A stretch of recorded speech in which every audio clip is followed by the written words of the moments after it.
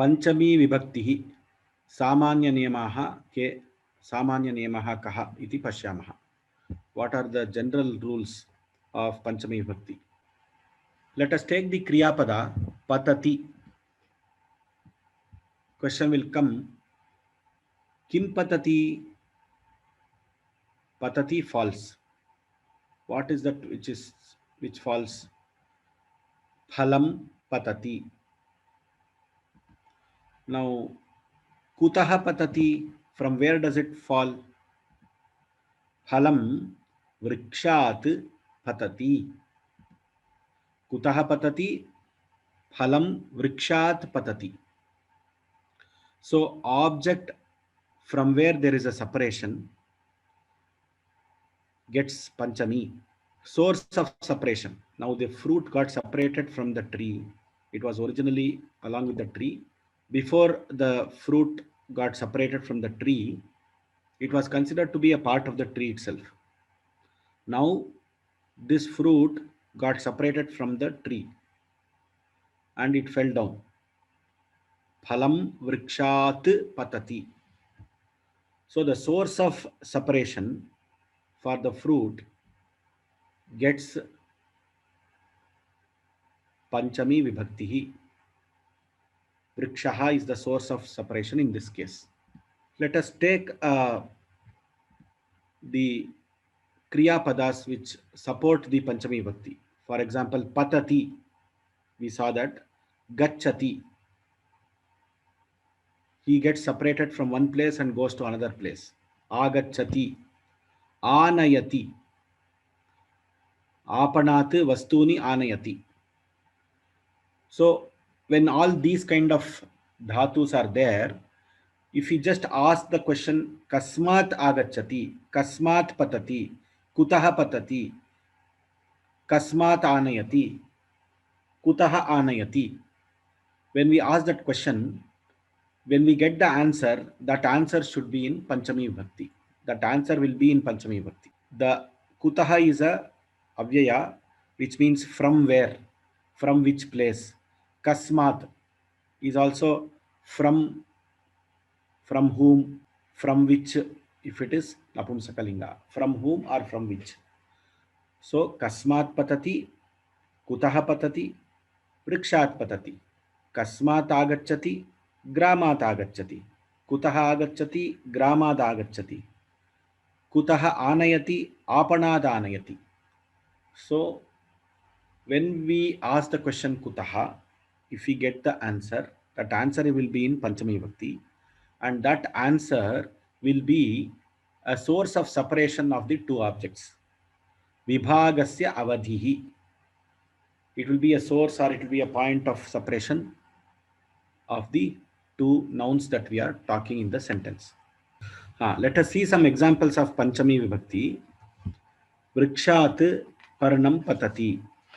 The leaf falls from the tree. Balaha granthalayat agachati or gachati. Granthalayat gachati. Boy goes from the library. Balikaha shalayaha agachanti. The girls come from the school.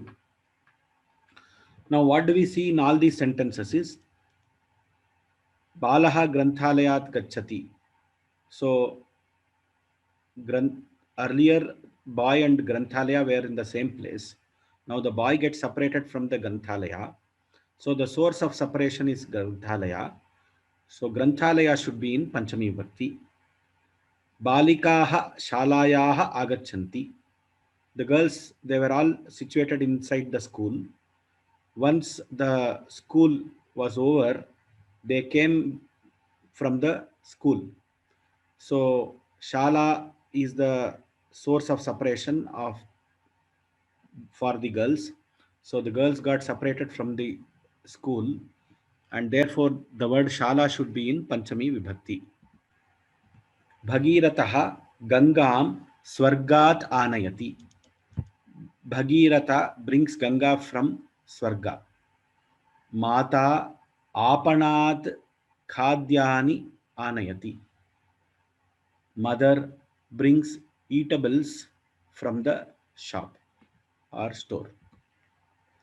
Tvam gruhat kutra gachasi, where do you go from the house? Now in all these cases also there is a separation which can be noticed. Ganga was there in Swarga, Bhagirath brought it to this one. So Ganga got separated from Swarga. Source of separation is Swarga. Therefore, Swarga should be in Panchami Vibhakti. Now the Khadya, the eatables were present in the shop. Apanaha means shop. Mother brings the eatables from the shop. Apanat anayati. So the Khadya which were earlier present in the shop came to the mother. So it got separated from the shop. Similarly, in the next example, Tvam grihat kutra gachasi. Where do you go from the house? In all these cases, there is a separation. The source or the point of separation will be in Panchami Vibhakti. Let us do some practice exercises. Those who want to do the exercises, please raise your hands. Rameshwari Kale. Ram Ram Ram. Kutah. वाक्यानि रचयत. कुतः आगच्छति? एकं कर्तारं योजयितुं शक्यते. बालकः वा रामः वा योजयितुं शक्यते. रामः ग्रामात् आगच्छति. रामः नगर्याः आगच्छति. उत्तमम्. रामः शालायाः आगच्छति. रामः गृहात् आगच्छति. रामः ग्रन्थालयात् आगच्छति. धन्यवादाः. धन्यवादः. विजयलक्ष्मी. नमस्ते महोदय. रामः लङ्कायाः आगच्छति. लङ्कायाः आगच्छति. रामः काश्याः आगच्छति. उत्तमम्. रामः मन्दिरात् आगच्छति. उत्तमम्. धन्यवादः महोदय. धन्यवादः. So all of you, these are the answers. इदानीं द्वितीय अन्नपूर्णा भगिनी. राम राम राम महोदय. राम राम राम. इदानीं भवत्या वक्तव्यं कुतः कुत्र गच्छति. From where to where the movement is happening. Let us take the example Balaha. Balaha grihat शालां गच्छति. पुनः बालः शालात् क्रीडाङ्गणं शालायाः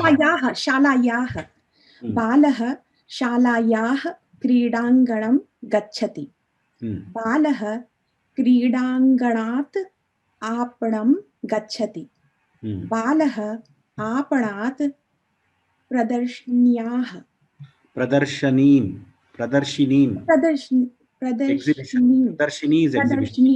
गच्छति. बालः आपणात् प्रदर्शनीं गच्छति.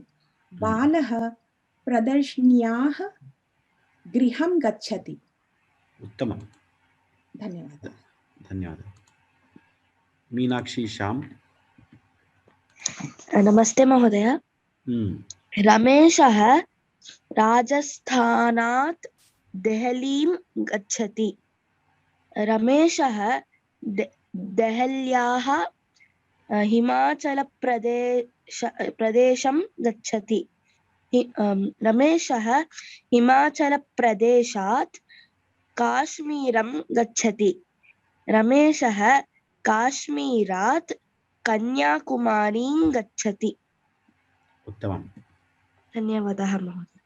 धन्यवादः. सरिता भगिनी. प्रणाम गुरुजी. गिरिजा अयोध्यायात् मथुरां गच्छति। अयोध्यायाः सॉरी, गिरिजा अयोध्यायाः मथुरां गच्छति। गिरिजा मथुरायाः गिरिजा मथुरायाः काशीं गच्छति। गिरिजा काश्याः गिरिजा काश्यायाः पुरीं गच्छति। काश्याः पुरीं गच्छति। गिरिजा काश्याः पुरीं गच्छति। गिरिजा पुर्याः प्रयागं गच्छति। गिरिजा प्रयागात् पाटलिपुत्रं गच्छति। उत्तमं, धन्यवादः। धन्यवादः। रविकुमार पेरी। नमस्ते महोदय। वसुधा भारतात् श्रीलङ्कां गच्छति। वसुधा श्रीलङ्कायाः लक्षद्वीपं गच्छति। वसुधा लक्षद्वीपात् ब्रह्मदेशं गच्छति। वसुधा ब्रह्मदेशात् अमेरिकां गच्छति। वसुधा अमेरिकायाः सिंहपुरीं गच्छति। वसुधा सिंहपुरीयाः भारतं गच्छति। उत्तमं। नेक्स्ट एक्सरसाइज सीतारामन महोदय। कुतः किं पतति इति वक्तव्यम्। वृक्षात् फलं पतति। आकाशात् तोयं पतति। स्वर्गात् पुष्पाणि पतन्ति। उत्तमं। हस्तात् पुस्तकं पतति। नेत्रात् अश्रूणि पतन्ति। उत्तमम्। अंगुलीयकं पतति। So what is anguliyakam? Ring. So I hope we can understand the meanings of these sentences also. If you have any doubts, you can ask. Tears. Ashruni is tears. Next, Geeta Vagini.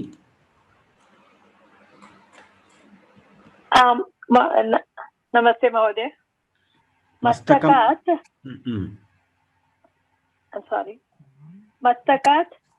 केशाः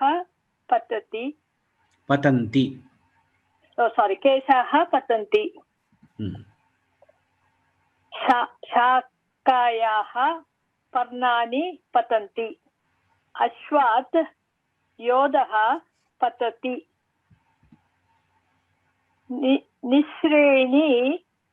निःश्रेण्याः बालः पतति। Nishrini is ladder. Okay. दोलायाः बाला पतति। उल्कायाः अग्निकणाः पतन्ति। Ulka can be a meteor or it can be firecrackers or something. So Agni Kanaha refers to sparks of fire. Dola refers to the swing. The swing which is seen in the park. I think other words are easy and you can understand. Dhanyavadaha.